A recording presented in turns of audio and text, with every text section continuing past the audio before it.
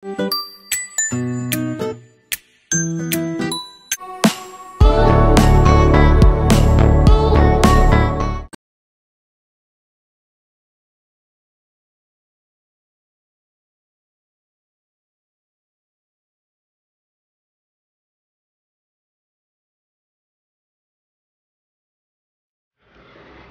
inikot ang lahat ng kamag-anak na Eigenman at sabay cheers.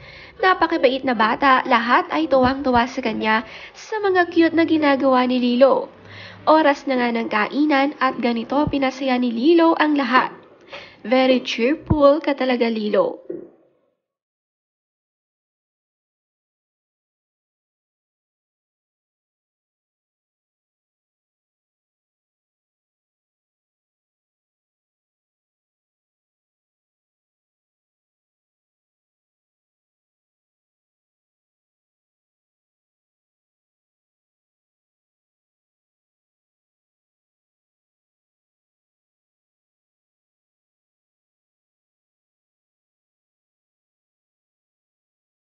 Si Ate Ellie isa sa pinakamasaya sa banding na ito.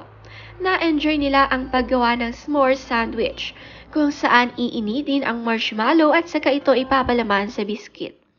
Ito nga ang kanilang dessert ngayong gabi matapos ang masayang kainan.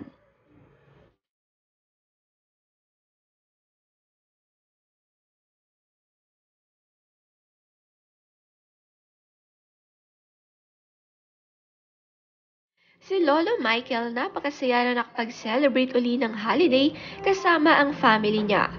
Sabi niya sa kanyang post, "Thankful for another holiday with family. Missing those who couldn't celebrate with us. Hope you all had a joyful one."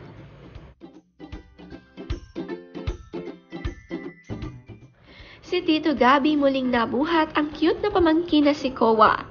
At ito'y gigil na gigil dahil kamukha ito ng kanilang father na si Mark. Very happy na nagkaroon sila ng sama-sama para makamusta ang isa't isa. Bago matapos ang taon ay nagkaroon sila ng sweetest bonding.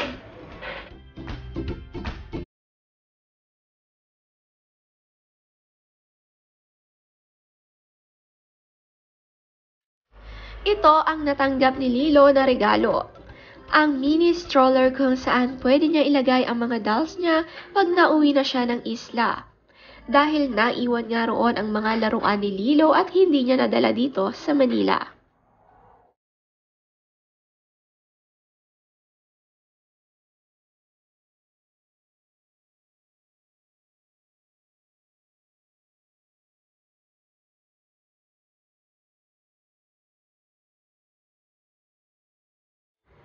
Nakakatuwa at may pabitin pa na inihanda si Lolo Michael at lahat ng apo ay nakasali sa laro na ito. Si Ryan at Geoff ang nag-ayos. Si Koa nagpatulong para makakuha siya ng kanya.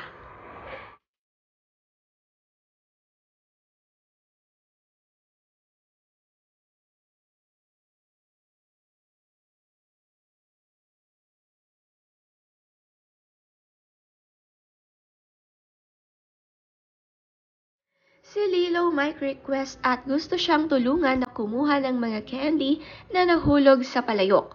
Sunod naman agad si Tito Josh.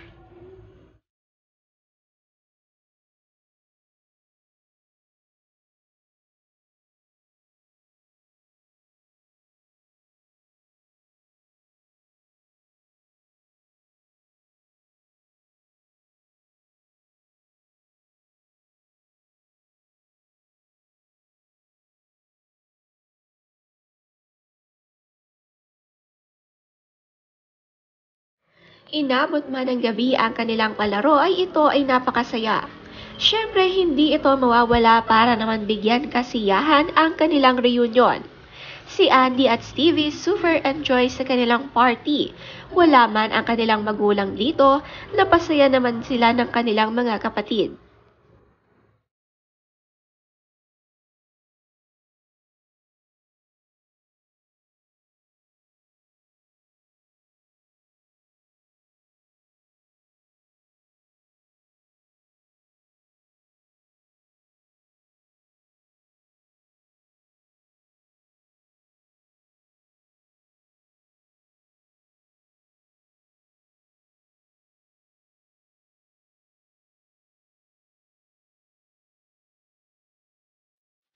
Bago matapos ang kanilang party, nag-pray muna sila ng sabay-sabay at sama-sama. Si Ellie napaka-behave habang nagpe-pray. Nagpapasalamat sila at inaalala din ang kanilang mga pamilya na hindi nila kasama ngayon.